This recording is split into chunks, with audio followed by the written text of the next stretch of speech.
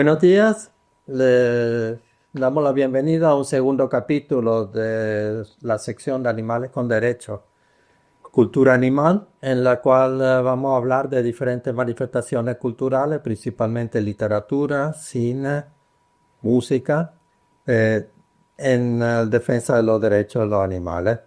En el capítulo anterior nos quedamos con un nombre, con Marta Tafalla, que es una de las principales pensadoras del movimiento animalista y ecologista actual en idioma español. Sí, es una filósofa muy relevante con la que muchas personas hemos iniciado este camino de acercarnos a dar el paso. Yo reconozco que primero era ecologista y después, y mucho gracias a ella, me he acercado a los derechos de los animales como una reivindicación clara en mi vida. Por eso, al principio yo era una persona ovo-lácteo-vegetariana hasta hace 10 años en que vi que no tenía sentido en el mundo actual estar participando de la explotación y de la muerte también, porque conlleva muerte, una muerte precoz, el consumo de lácteos y de huevos en esta cadena industrial en que hemos convertido el mundo. Y tengo que agradecerle a Marta, que es una persona a la que no conozco, pero gracias a su pensamiento yo pude hacer evolucionar el mío. Y de sus libros seguramente yo me quedo con este, porque lo junta todo. Nos habla de crecimiento, que es una necesidad imperiosa en nuestra sociedad occidental. Yo soy consciente que, por ejemplo, ahora mismo estoy vestida de plástico y que tengo que hacer que este plástico me dure muchos y felices años, porque no puedo andar botando a la basura. Me ha salido un chilenismo porque estaba pensando que nuestra ropa usada mucha termina en el desierto de Atacama. Y ahora hay un problema ecológico grave en el norte de Chile. Así que el decrecimiento es un paso muy importante para las personas que defendemos los derechos de los animales y los derechos de los ecosistemas. Y luego ella nos habla del rewilding, que es un término anglosajón, pero se podría traducir por... Renaturalización normalmente se habla. Sí. Sí, creo que deberíamos definir un poco más eso, tanto del decrecimiento Vale. como del Rewilding o renaturalización. sí. Sí, claro, es que en inglés todo es más corto. Renaturalización. Claro. Sí, hablemos del decrecimiento primero. Sí. Pues vivimos siempre estamos hablando desde aquí, respetando que otras culturas y otros momentos sociales tengan sus propias visiones, pero en Occidente vivimos en la opulencia. La cultura del plástico que nos llegó en los años 70, con toda esta facilidad de usar y tirar, los empaquetados que nos hicieron olvidar formas tradicionales de consumo, como era ir con una bolsa a la compra o una cesta, algo tan sencillo, se borró de nuestra vida durante casi 40 años porque nos acostumbramos a que ir al supermercado suponía que te iban a dar una bolsa de plástico y nos parecía que no valía nada, pero al planeta le cuesta mucho producir eso. Y eso es parte del pensamiento decrecentista. La gente suele interpretar que es consumir menos uno en su propia vida, pero va mucho más allá. Es entender que económicamente la producción de ciertos materiales de uso tienen una huella ecológica muy profunda y eso es un coste para la vida en el planeta. Esa energía que el planeta ha empleado en producir los minerales, en los movimientos, en los ciclos del agua, todo eso que nosotros cambiamos, el uso del regadío continuo. Yo que vivo en Extremadura, ver cómo en los últimos años han cambiado plantaciones de olivos centenarios por plantaciones de olivos de regadío. Eso es opulencia y es una, en realidad, malversación de fondos, podríamos llamarlo, porque estamos tirando recursos a lo loco. Decrecer es replantearnos económicamente no solo el consumo en casa de apagar las bombillas o de comer más legumbres, sino también hacer que la producción de lo que necesitamos se haga de una manera sostenible, que nuestra huella, nuestro paso por el planeta sea mucho menor. No vamos a decir nula, porque somos incapaces. Sí, el libro del cual hablamos en el primer capítulo, el panfleto ecoanimalista, debe su nombre a Marta Tafalla, que es la creadora de ese término ecoanimalismo. Sí, y una de las cosas que plantea Marta Tafalla y que abrevia en su panfleto Javier Morales es que el planeta está, o sea, nosotros estamos consumiendo recursos que el planeta no está en capacidad de reponer en el tiempo mismo en que nosotros los consumimos. Y eso varía mucho de un país a otro. Es decir, hay países donde la población humana consume recursos y a lo largo del año y lo ha consumido lo que podría reponer la naturaleza, siempre consume más de lo que puede reponer la naturaleza, pero hay países como Cuba o como la mayoría de los países africanos en que llegan a ese límite en diciembre, noviembre y diciembre.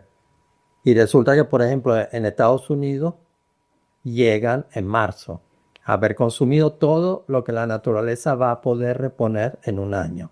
En Europa, marzo, abril, mayo. Entonces, eso es una cosa que realmente tiene que ser una preocupación y una ocupación, porque no sirve de nada preocuparnos, pero no ocuparnos de ver cómo lo mantenemos. Marta Tafalla ha desarrollado mucho todos estos discursos, todos estos planteamientos, y lo pasa también a otra cosa que es el rewilding o renaturalización. Es un concepto muy interesante porque dice que deberíamos, obviamente, no lo podemos hacer a nivel individual, pero a nivel de los poderes administrativos gubernamentales hay que destinar zonas muy grandes del planeta a renaturalizarlo. Es decir, que haya una intervención, una presencia humana mínima, realmente casi insignificante, para que esos lugares puedan renaturalizarse. Aquí, por ejemplo, en Madrid hemos tenido un experimento que ha funcionado bastante bien, obviamente. Es un detalle, no es todo, con la renaturalización del río Manzanares. Que el río Manzanares tradicionalmente era un río ridículo, debemos Sí, decir, porque ya hace 500 años Francisco de Quevedo decía que había más agua en el vino que servían en las tabernas que en el Manzanares, pero que había cumplido su función de río. Saben que todas las grandes ciudades se construyen sobre un gran río.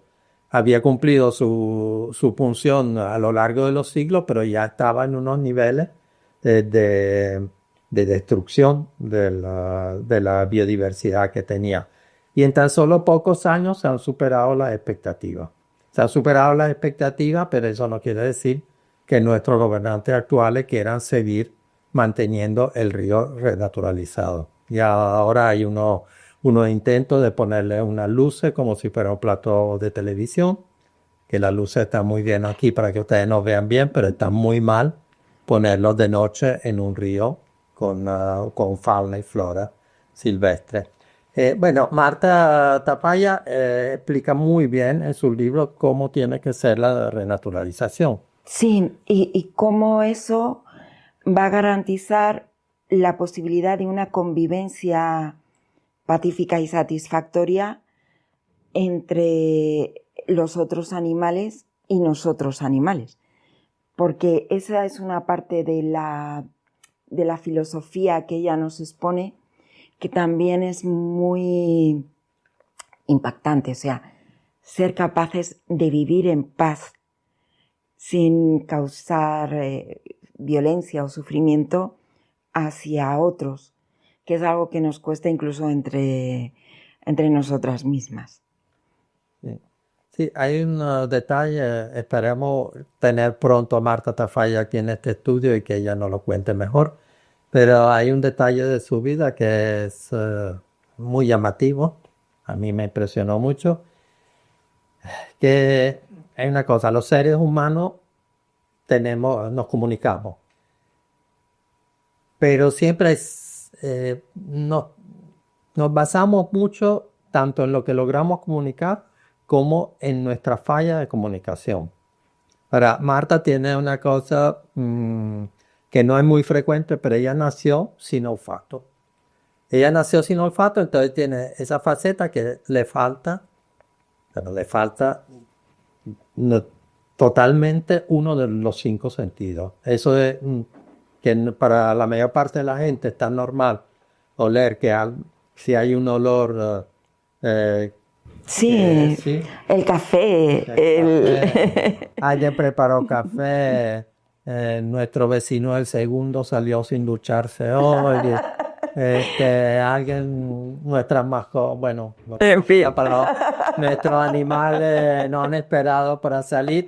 Todas esas cosas que nosotros detectamos tan fácilmente, para ellos no existen.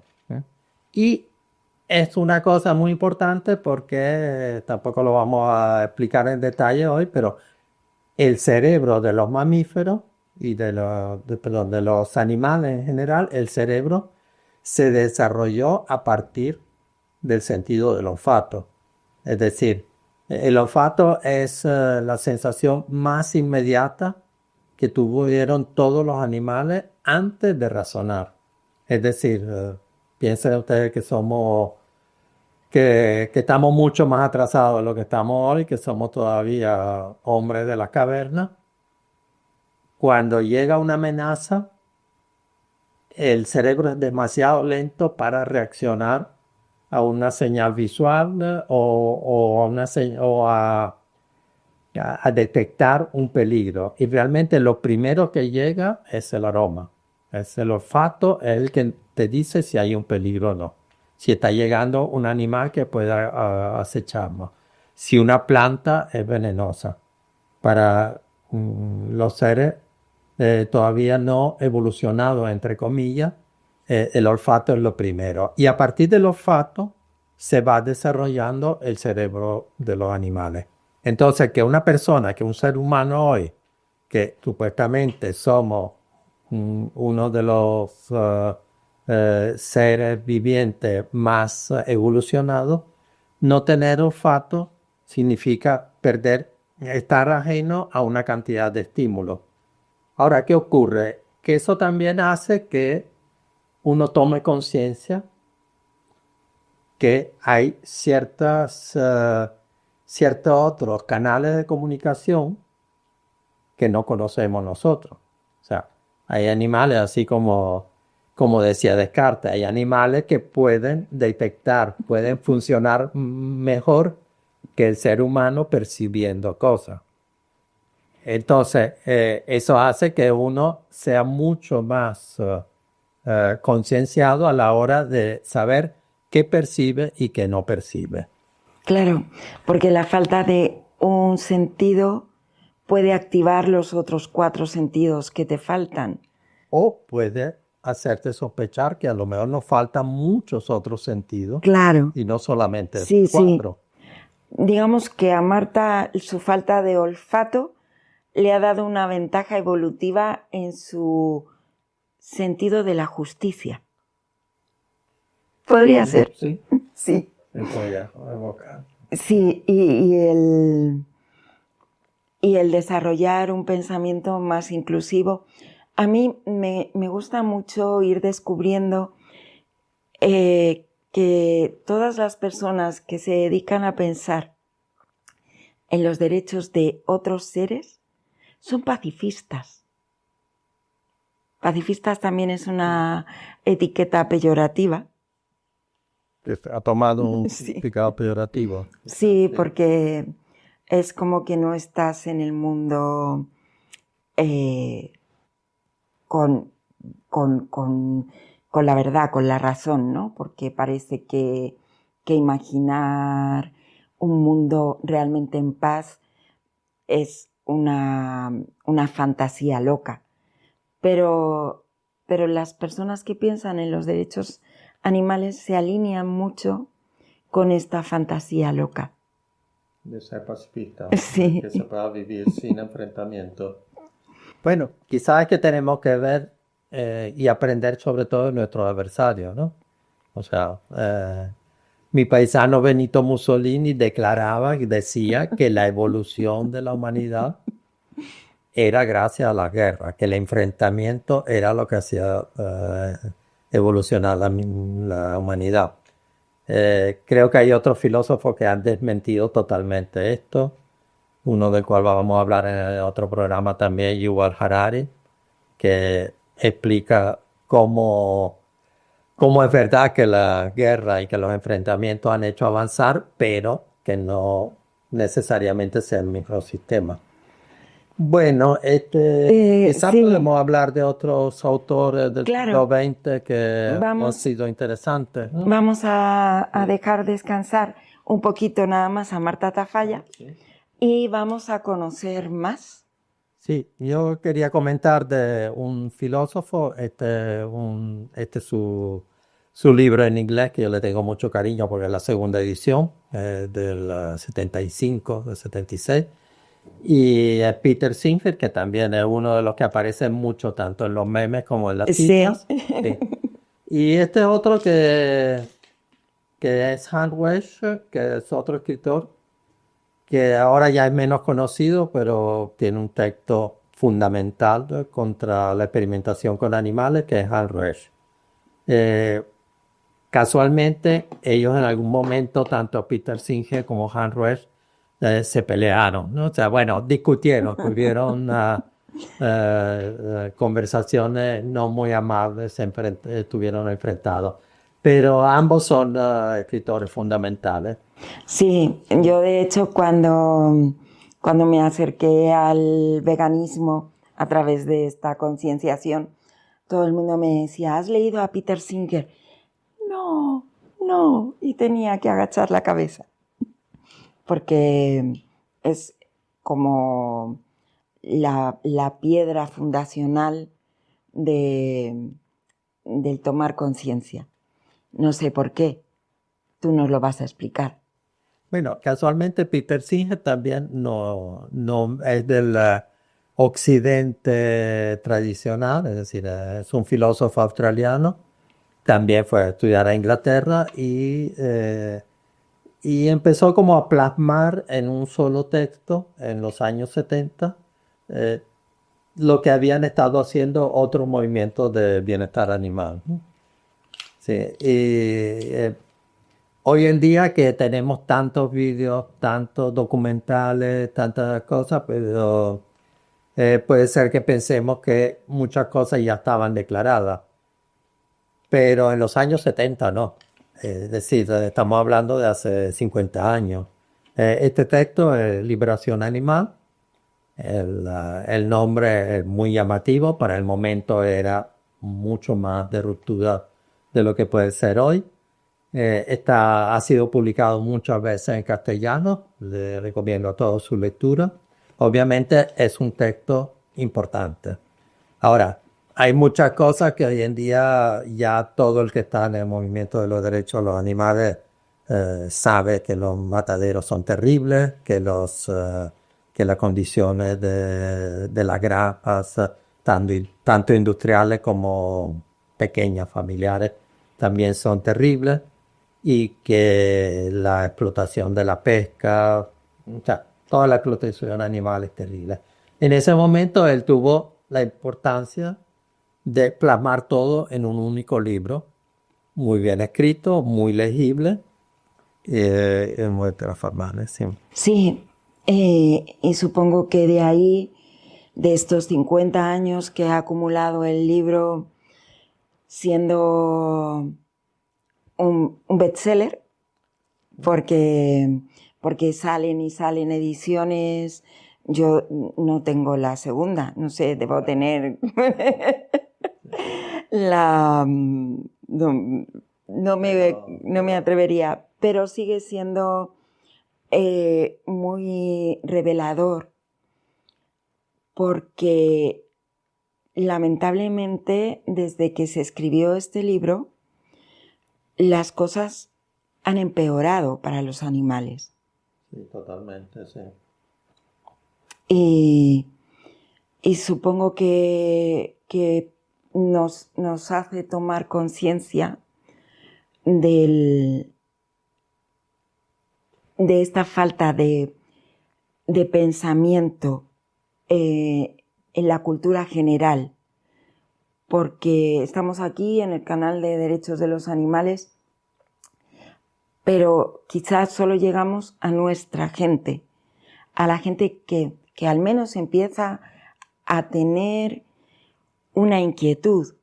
Sin embargo, hay tantos millones de personas que nunca se lo han planteado, que viven de espaldas a realidades que han ido empeorando, que uno desearía que libros como este estuvieran en todas las bibliotecas escolares y que fueran usados como texto de estudio en el bachillerato o que se lo pusieran a la gente en la selectividad para hacer sus análisis y comentarios de texto, de manera que llegara a la cultura más popular, porque nos hace tomar conciencia de eso, que ya era terrible cuando se escribió y en vez de caminar a mejorarlo, hemos caminado a ser más eficientes en el maltrato.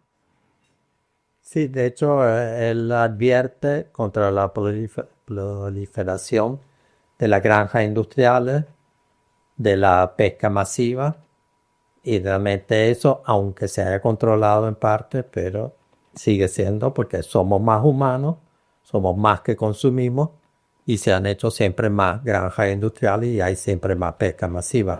Claro, y tenemos, si hubiéramos sido capaces de escuchar su voz y de frenar, al menos en los 80,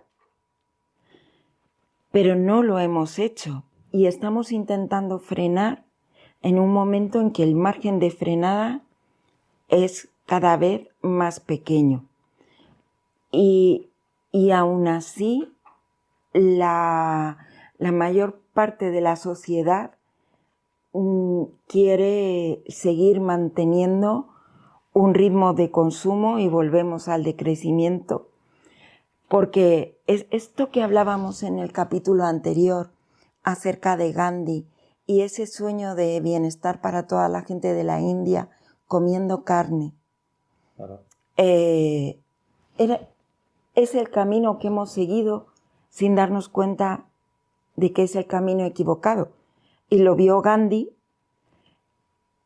y en cambio no nos lo transmiten.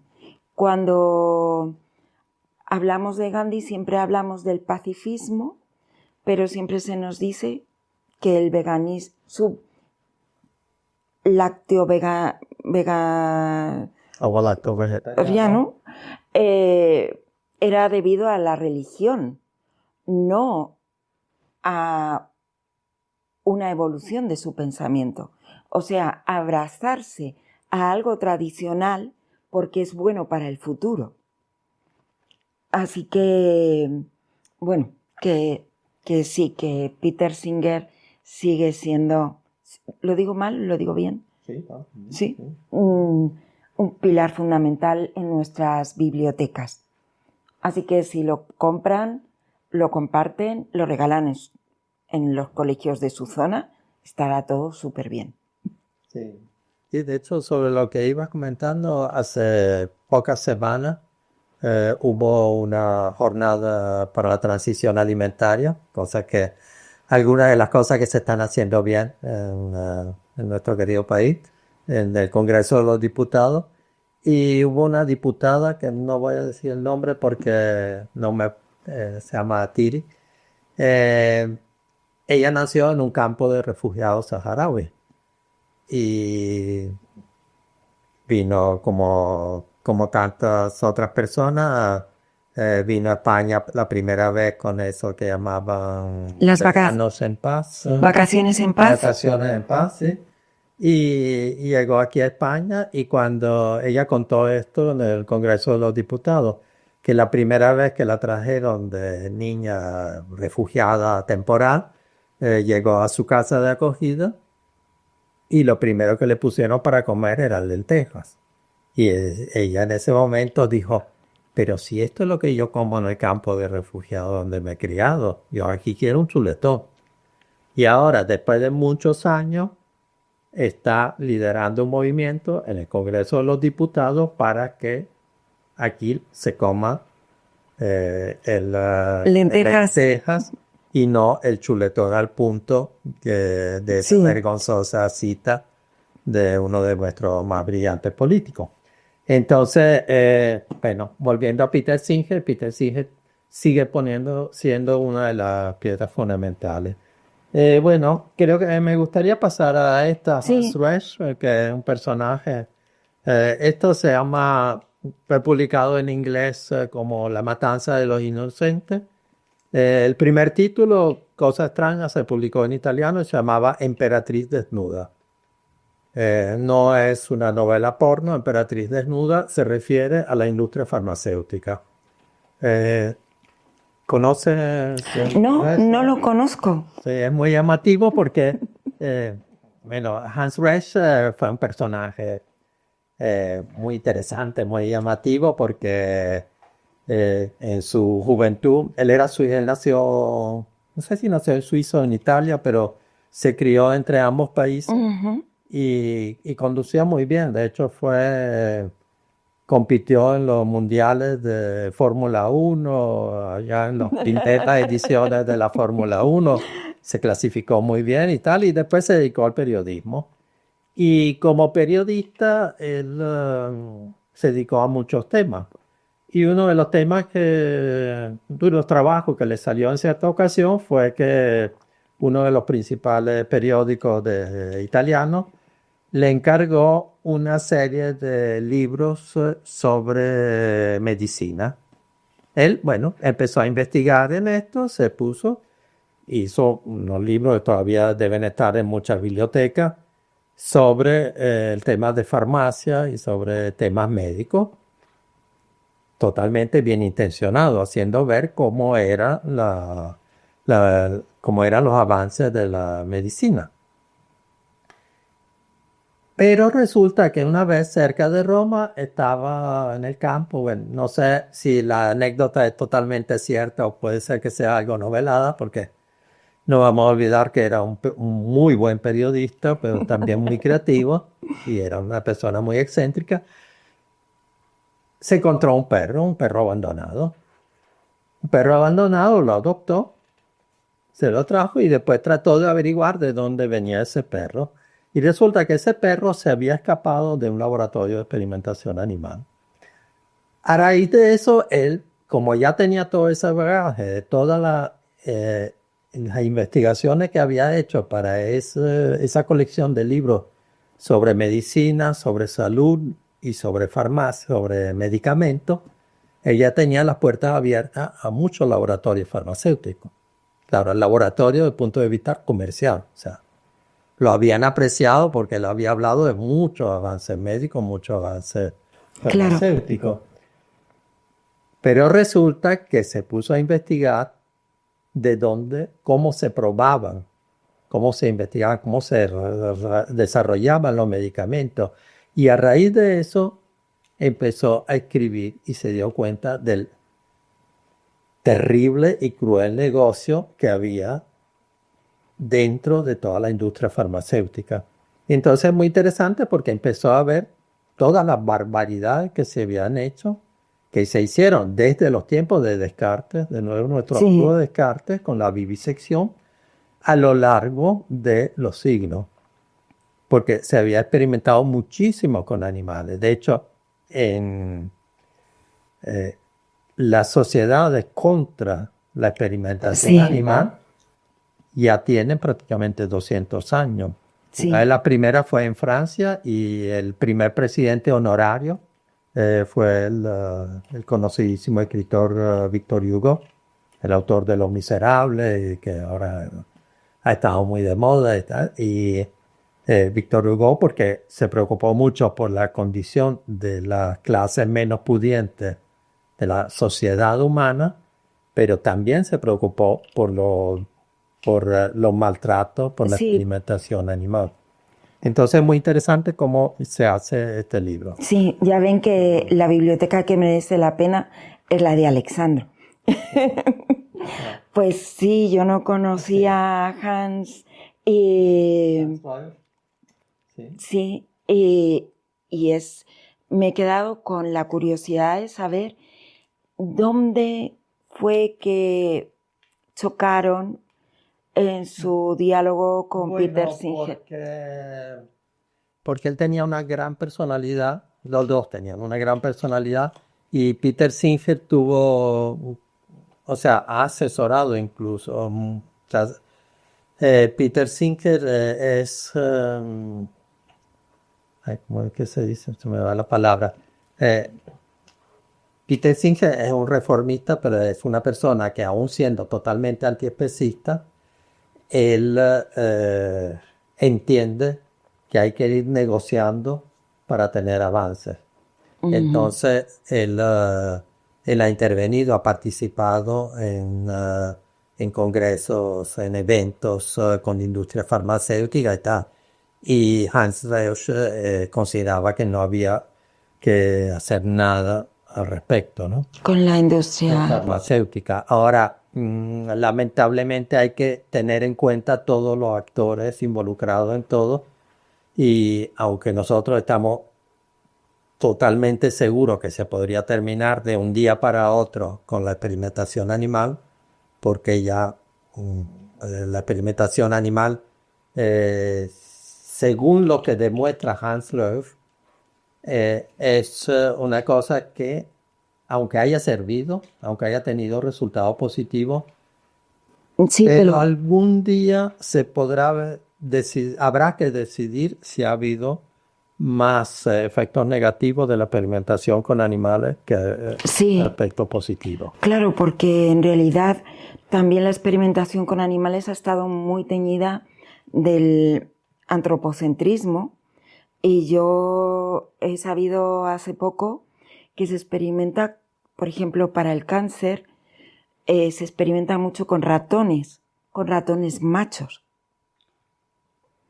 Sí. Eso, ese sesgo de experimentar solo con un determinado sexo biológico, que yo no sé hasta qué punto puede extrapolarse a lo que después es la reacción en las personas, pero deja fuera otra vez más a las mujeres, porque como mamíferas nuestro equilibrio hormonal y nuestra forma biológica no es exactamente igual a la de los hombres. Y por eso hasta hace tan poco se pensaba que las mujeres pues no sufríamos infartos, no teníamos fallos de corazón, porque los síntomas que se advierten en los hombres, ¿no? Eso que te dicen, si te duele el brazo izquierdo, pues a las mujeres no nos pasa. A las mujeres nos duele el estómago cuando estamos teniendo un infarto. Así que, claro, para la ciencia el infarto en las mujeres no existía, pero en realidad sí existía. Y por eso la experimentación con animales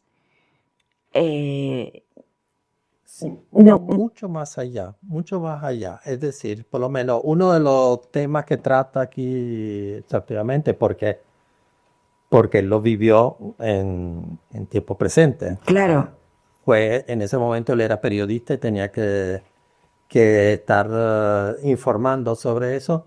Fue el escándalo hubo con la talidomida. La talidomida, para los que no peinen tantas canas como yo, o como yo. fue un caso del primer analgésico químico que se desarrolló. Es decir, siempre tratando de resumir al máximo. A lo largo de toda la historia de la farmacopea, de los desarrollos de medicamentos, siempre se ha tratado de tomar lo que ya hay en la naturaleza y concentrarlo. Es decir, si se sabe que cierta planta tenía efectos sedativos o analgésicos, se trataba de ver cuál era el principio activo de la planta que hacía ese efecto. O si la cafeína es el alcaloide excitante del café.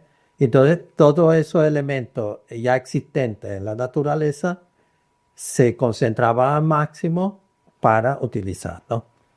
Con eso, de eso podemos hablar de sedantes, de vitaminas, de cantidad de cosas que Sí, ha desarrollado la industria incluso farmacéutica. Ahora, ¿qué ocurre con la talidomida? La talidomida fue el primer analgésico creado en un laboratorio. O sea, se creó un producto químico que no existe en la naturaleza. ¿Y qué ocurría con cantidad de analgésico anteriormente? Que a las mujeres embarazadas no se le podía suministrar. Y esto llegó como la gran panacea que ya se había experimentado y no creaba problemas para las mujeres embarazadas. ¿Qué ocurrió? Que todos los ginecólogos empezaron a recetarlo a mujeres embarazadas. Solamente a mujeres embarazadas, pero que sí, él que pensaba que no tenía riesgo para las mujeres embarazadas. ¿Qué ocurrió? Que eso lo habían experimentado en ratones. Los ratones viven 2 años en un laboratorio, por lo tanto no tenían posibilidades de crear malformaciones. Se empezó a experimentar primero en ratones, después en cobayas, en conejos, en animales un poco más grandes, etc. Y no creaba problemas. Cuando se empezó a experimentar en primates, varios años después, ya el medicamento estaba en el mercado.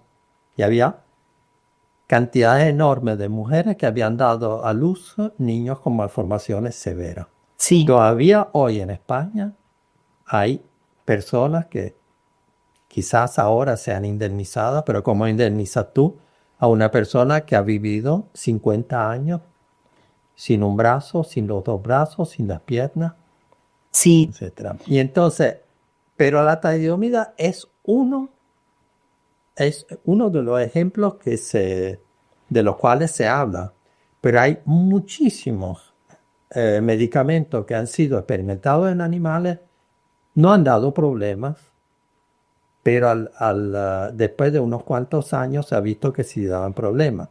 La talidomida fue un punto de inflexión porque se vio que había que ser mucho más preciso, porque claro, cuando en una gran población empiezan a nacer niños con malformaciones, no se piensa de un momento a otro que ha sido por ese medicamento. Tiene que haber un rastreo enorme para sí, ver si ese que medicamento además demora años, porque yo recuerdo que la talidomida salió en los 60, pero cuando se empezó a hablar de que era la causante, ya estábamos en los 70. Claro. Y Y hasta el principio de los 2000 hubo países en el mundo donde se siguió donde comercializando. sí, porque eso es otra de las cosas por las que uno entiende a Hans Rush, que la farmacéutica, aunque sepa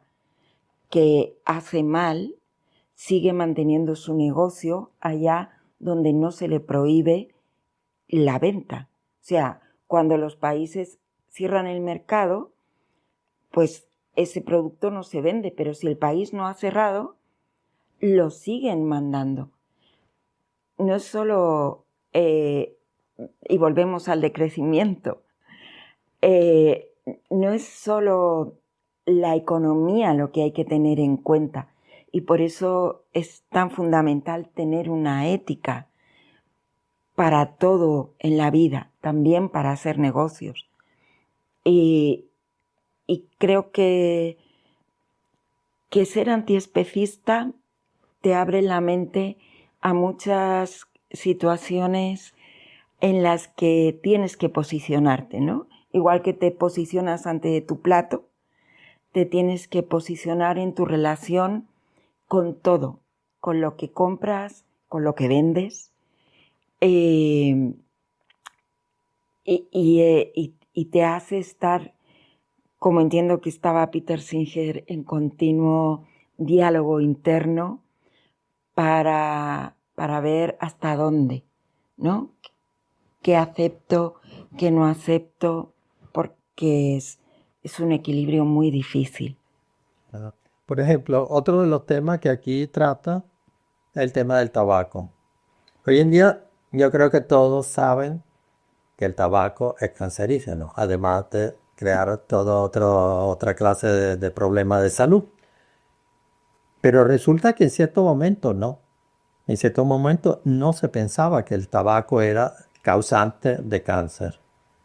¿Qué ocurrió? Que hubo un médico, está todo narrado en este libro, hubo un médico en Estados Unidos que trabajaba en una cadena de hospitales privados que eran los Mount Sinai Hospitals, y él investigaba, y durante 2 años se puso en una época en que no había internet, la fotocopiadora era una cosa carísima todavía, pero había archivos, y entonces él se puso a comparar sobre profesionales de los hospitales, es decir, médicos, enfermeras y enfermeros, se puso a comparar todos los archivos de los que habían muerto de cáncer, solo de los que habían muerto, no de los que habían sobrevivido. Y en 2 años se dio cuenta que había una coincidencia total entre los que fumaban y los que no fumaban. Sí, ahora, vamos a ubicarnos hace 50 años. Yo iba al médico y el médico pasaba consulta con el estetoscopio en la mano y el cigarrillo en la boca. Íbamos a clase y los profesores en primaria podía ser una maestra de preescolar. Estaban fumando. Sí. Sí, En cualquier lugar donde uno hoy en día piensa que no, absolutamente no se fumaría, la gente fumaba. Entonces, este médico hizo todo un estudio, que está aquí detallado, sobre la relación entre tabaco y cáncer. Y empezó a ir a congresos y a explicar que el tabaco creaba cáncer. O sea, no se podía decir que no fuera así. ¿Se había experimentado el tabaco con animales? No. Los animales, ¿para qué se iba a desperdiciar un bien de consumo costoso? Porque siempre el tabaco de una u otra manera ha sido una cosa, un artículo de lujo en animales. Se empezó a experimentar en animales con el tabaco para desmentir las investigaciones que ya decían que el tabaco era cancerígeno. Entonces, en Estados Unidos empezó las grandes tabacaleras, crearon institutos prácticamente como de defensa del fumador y empezaron a financiar en todas las universidades experimentación con animales. Ahora, ¿qué ocurrió? Lo mismo. Tomaban una cantidad de ratas de laboratorio que viven 2 años y los hacían fumar, los ponían en el ambiente con tabaco y a los 2 años los sacrificaban, los diseccionaban y decían, mira, aquí no hay cáncer. Claro, en 2 años no habían desarrollado cáncer. Un ser humano en 2 años puede desarrollar cáncer. Pero puede que no, puede que necesite 5, claro. 10, 15, 20. Sí, o más. Entonces, el tema era ese, que la experimentación animal se hizo para Desmentir. desmentir lo que ya se sabía a ciencia cierta. Sí, está claro que muy racionales no somos. Bueno, yo creo Bueno. que ya hemos conversado suficiente Sí. para un día de este tema. Sí, Y hemos terminado nuestra segunda entrega de esta biblioteca básica antiespecista. Y bueno, esperamos que no haberlo aburrido demasiado, esperamos que lo que hemos transmitido hoy les sea de utilidad. Los libros que hemos enseñado están en inglés, pero vamos a publicar en el blog las traducciones castellano, son fácilmente accesibles. Y bueno, lo esperamos para el próximo capítulo de esta sección de tu canal Animales con Derechos, de cultura animalista. hablaremos quizá de libros, quizá de cine. Correcto. Chao, chao.